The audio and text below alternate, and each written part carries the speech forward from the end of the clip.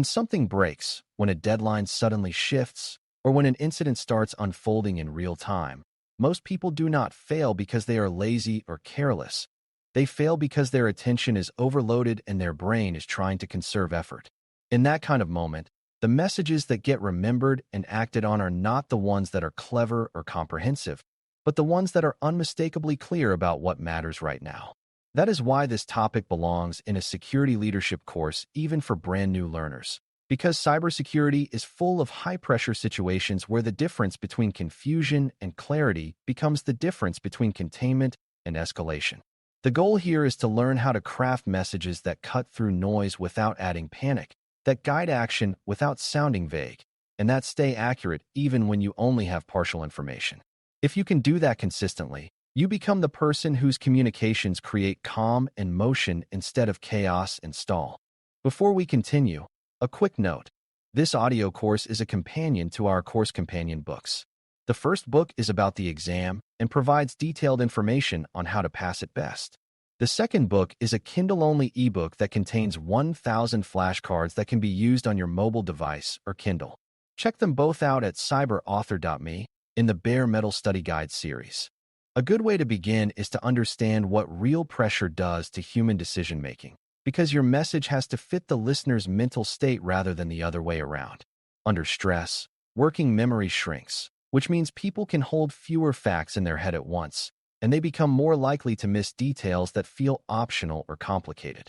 Stress also increases the tendency to focus on the most immediate threat, sometimes at the expense of long-term consequences, which is why people may take shortcuts that feel helpful in the moment but create bigger problems later.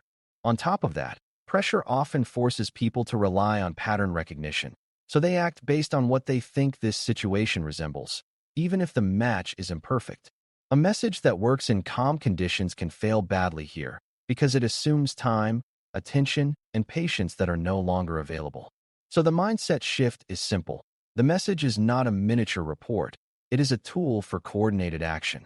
To make a message actionable under pressure, it has to answer a small set of questions that the receiver is silently asking as they scan the text. They want to know what is happening, what the impact is, what they are expected to do, and how urgent it is. They also want to know whether the message is trustworthy, which is a separate thing from sounding confident, and that trust comes from being specific about what you know and what you do not know.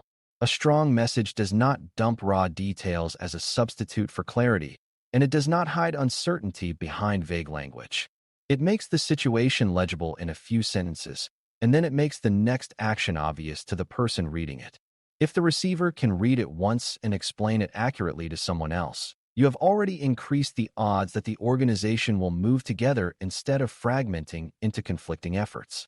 One of the most common mistakes beginners make is trying to be complete when they should be trying to be decisive, which leads to messages that are long, tangled, and easy to misread. Completeness is valuable when you are writing a formal record, but during urgent coordination, the priority is comprehension and action. Another common mistake is mixing multiple purposes into one message, such as trying to update leadership, instruct technical teams, and reassure end users all at once. When you combine audiences with different needs, you end up serving none of them well, and the message becomes filled with disclaimers and side notes. A third mistake is using soft language that sounds polite but leaves room for interpretation, such as asking people to consider doing something rather than stating what must happen next. Under pressure, ambiguity becomes friction, and friction becomes delay. Clear does not mean rude. Clear means you have respected the receiver enough to remove guesswork. A practical technique is to treat your message as a small set of building blocks, each one doing a single job, in a consistent order that the reader can quickly learn. Start with a plain language situation statement that can be understood by someone outside the technical details, because that anchors everyone to the same reality. Follow with the current impact, not hypothetical possibilities, because impact tells the organization how to prioritize. Then add the decision or instruction in a single sentence that begins with a strong verb, so the action is unmistakable. After that, include only the minimal supporting detail that helps someone execute the instruction or understand why it matters. Finally, include what happens next, such as when you will update again or where the latest status will be maintained, because that prevents people from flooding channels with repeated questions. When you keep these blocks stable, your communications become easier to process even when the content changes. Verb choice matters more than people realize, because verbs shape how a reader interprets responsibility and urgency. Compare a sentence like "we should probably disconnect the system" with "disconnect the system from the network now" and "confirm when complete." And notice how the second one removes uncertainty about timing and accountability. Strong verbs are not about being aggressive. They are about giving the reader a clear path to compliance. Words like stop, isolate, disable, escalate, notify, confirm, and route are often more useful than words like review, assess, or look into when the situation requires immediate action. Under pressure, the brain prefers concrete actions over abstract tasks, so your verbs should describe observable behavior. If you cannot tell whether someone did the action based on their response, your instruction may be too vague. A good test is to ask whether the recipient can reply with a simple confirmation that is either true or false.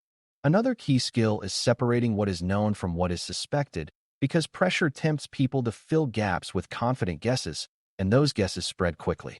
A message that earns action without spreading misinformation uses careful language that makes uncertainty explicit while still enabling progress. For example, saying "we have confirmed unusual login attempts against a set of accounts" is different from saying "we have been breached," and each leads to different reactions. Overstating can cause panic and unnecessary disruption, while understating can cause people to treat the situation as optional. The goal is calibrated urgency, which means matching the tone to the evidence and the potential consequences. You can do this by using clear labels like "confirmed," "observed," and "not yet confirmed" without turning the message into a legal document. The moment you realize you need to correct earlier information, you should do it quickly and plainly, because consistency over time builds trust more than perfection in any single message. When people are under pressure, they also need guardrails so they do not create new problems while trying to solve the current one. This is where non-negotiables and boundaries belong, but they must be communicated in a way that is easy to follow. If you tell people not to do something, you should also tell them what to do instead, because a prohibition without an alternative often leads to improvisation. For example, if you need to prevent unapproved changes during an incident, you might state that all changes must go through a specific approval path, and that emergency requests should be routed to a named decision-maker. The trick is to keep the boundary short and unambiguous, and to explain the reason in one sentence so it does not feel arbitrary. People follow boundaries better when they understand the outcome the boundary protects, such as preserving evidence, preventing outages, or avoiding cascading failures. It also helps to write in a way that supports quick scanning, because in many real situations your message will be read on a phone, in a crowded chat channel, or between tasks. You are not allowed to rely on formatting tricks like bullets here, so the clarity has to come from sentence structure and word economy. Shorter sentences can help, but they still need to be complete and specific, not choppy or simplistic. Put the most important action early in the message, because some people will only read the first few lines before they start moving. Avoid long chains of conditions that require careful parsing, and instead make the main instruction stable while listing conditions in plain language. If you must include a time, include it in a way that is hard to misinterpret, and do not bury it in the middle of a long paragraph. The more you reduce rereading, the more you reduce mistakes. A message that people remember also has a consistent voice and a consistent set of expectations, because memory is not only about words but also about patterns. If every urgent message you send follows a similar rhythm, recipients start to anticipate where to find the action, where to find the status, and where to find the next update. That predictability becomes a kind of cognitive shortcut that helps teams move faster without sacrificing accuracy. Consistency also reduces the chance that two leaders send conflicting instructions, which is a common failure mode in stressful events. Even as a beginner, you can practice this by choosing a simple, repeatable approach to your own communications, rather than improvising a new style every time.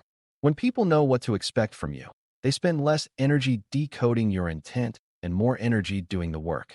It is equally important to think about the audience's role and incentives, because action depends on whether the message fits the receiver's world. A technical responder needs clarity about scope and constraints, while a business leader may need clarity about impact and decision points, and an end user may need clarity about safe behavior. If you send the same message to everyone, you will either overwhelm some readers or starve others of what they need to act. Under pressure, people protect their time, so a message that feels irrelevant will be ignored even if it contains something critical. This is why targeted messaging matters, even when you cannot send many messages. A helpful approach is to write the core truth once, then adapt the action statement to the recipient, because the action is usually the part that differs most between roles.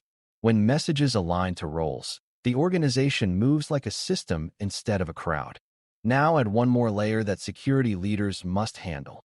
You need to avoid triggering fear or blame while still conveying urgency. In a stressful event, people become sensitive to tone, and a message that sounds accusatory can cause defensive behavior, silence, or even hidden mistakes. You can be direct without being harsh by focusing on the situation and the required actions rather than on who might have caused it. You can also communicate urgency without emotional escalation by using calm language, clear verbs, and measured statements about impact. Remember that people often mirror the emotional tone of leadership communications. So if your message is frantic, the team becomes frantic, and frantic teams skip steps and make errors. Calm is not the absence of urgency. Calm is the way you keep urgency from turning into chaos. A well-written message can create that calm while still pushing everyone toward decisive action. Finally, practice the habit of closing the loop, because messages under pressure are not complete until they generate confirmation or a clear next checkpoint. If you give an instruction without asking for a confirmation, you are relying on hope, and hope is not a control. Closing the loop can be as simple as requiring a reply that states completion, or requiring a handoff to another owner, or stating when the next update will arrive. This prevents the common problem where everyone assumes someone else is handling it, which is especially likely when tasks are uncomfortable or ambiguous. It also creates a lightweight record of what happened, which becomes valuable later when you need to review decisions, learn lessons, or explain actions to stakeholders. The goal is not bureaucracy, but certainty, and certainty comes from explicit acknowledgement rather than silent assumptions. Under real pressure, that habit is one of the fastest ways to increase reliability. As you pull these ideas together, you can see that writing memorable, actionable messages is less about perfect writing and more about respecting the reality of stressed humans coordinating complex work. Clear situation statements, calibrated urgency, strong verbs, explicit boundaries, role-aware actions, and closed-loop follow-through are the ingredients that make messages stick and drive motion. If you practice this skill, you become a stabilizing force during incidents and high-stakes decisions, even if you are new to the field, because you help people do the right thing at the right time with less confusion. The most important mindset is that your message is part of the system, not just commentary about the system, and the system responds to clarity the way machines respond to good inputs. Over time, people begin to trust communications that consistently help them act without drama, and that trust becomes a real security advantage. When pressure rises, the teams that move cleanly are usually the teams that communicate cleanly, and that is a skill you can build deliberately with every message you write. Thanks for listening. For more audio courses, daily newsletters, and more, please visit baremetalcyber.com.